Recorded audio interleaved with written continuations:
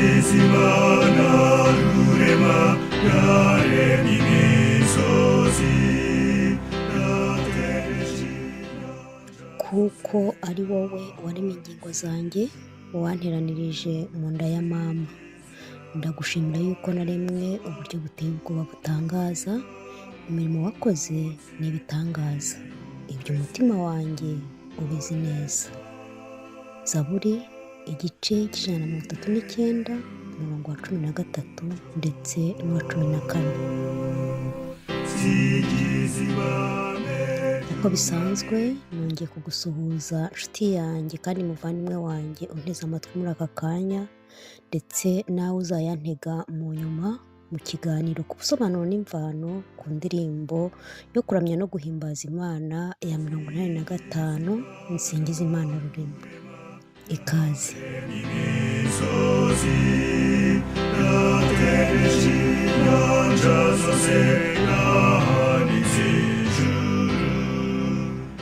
Umunsi umwe ubwo nari nicaye naniwe natentebutse rwose, nigiye inama yo kujya kwicara muri nature ngo numve akayaga.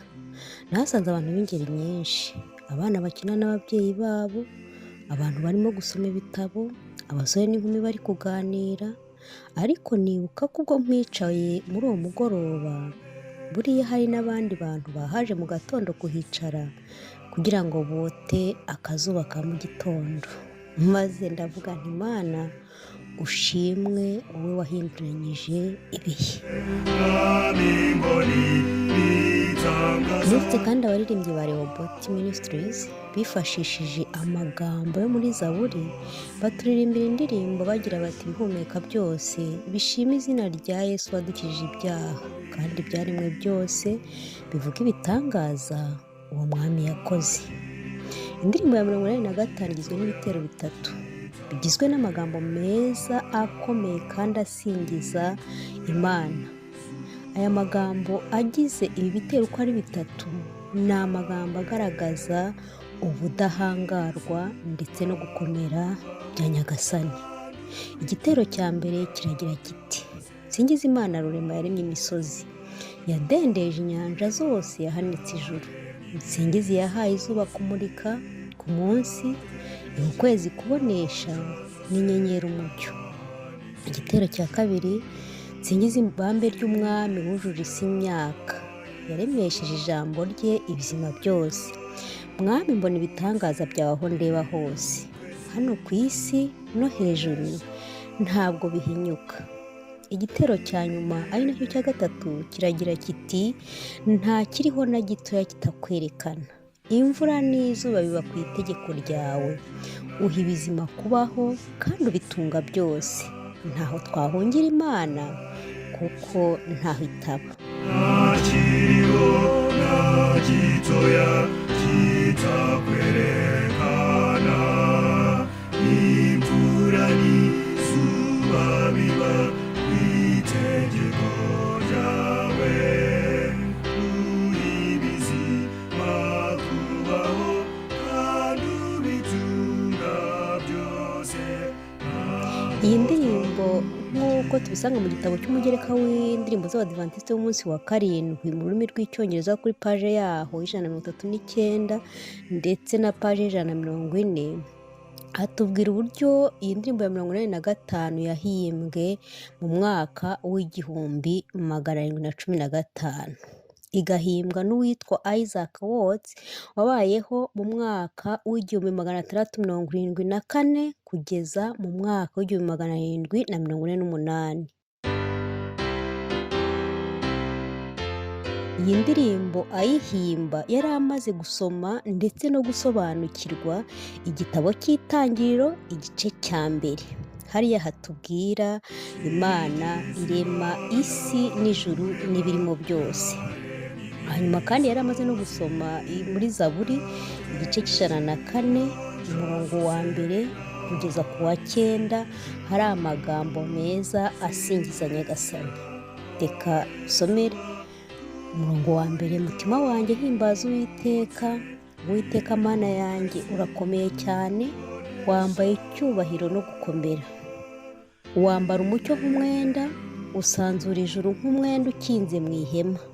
Ashinga inkingi z'insenge ze ku mazi, ibicu abigira igare rye. Agendera ku mababa y'umuyaga. Agira abamarayika be imiyaga. Abagaragu be abagira umuriro waka.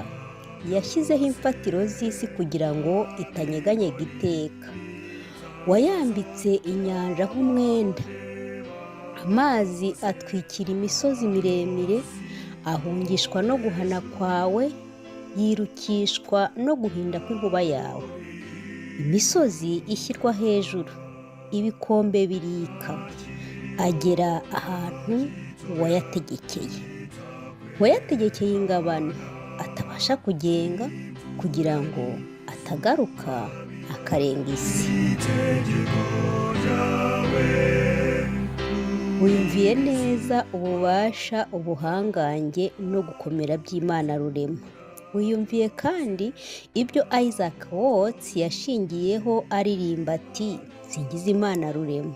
Nk'uko Korali Kigali nayo yabiririmbye igira iti ibisingizo byose nibiharirwe Nyagasani. Vanilla ni ijwi ryiswe iyi ndirimbo. Ryahimbwe na George Frederick Holt mu 1856.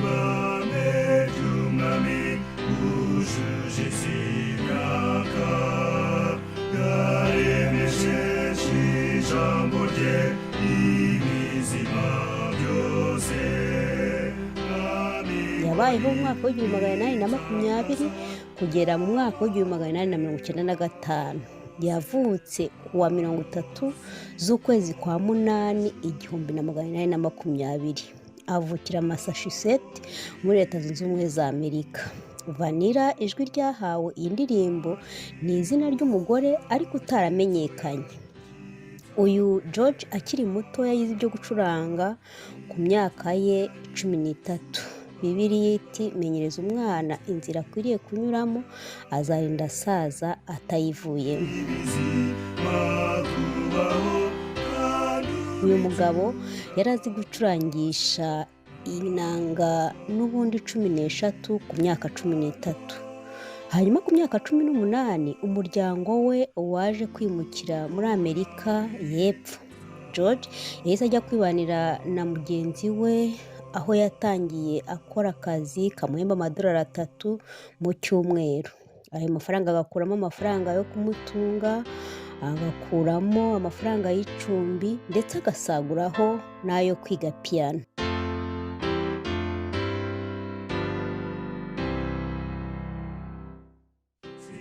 Hanyuma mu mwaka w'1841 George yari yabaye umwarimu w'abigisha kuririmba, ariko mu 1844 yaje kwimukira New York yigisha indirimbo ahantu henshi hatandukanye. Hanyuma mu 1858 uyu George yagiye Chicago, aho yasanze bagenzi be n'ubundi bakomeza umurimo no kuririmba kugeza ubwo yapfuye ku itariki 6 z'ukwezi kwa munani mu 1895.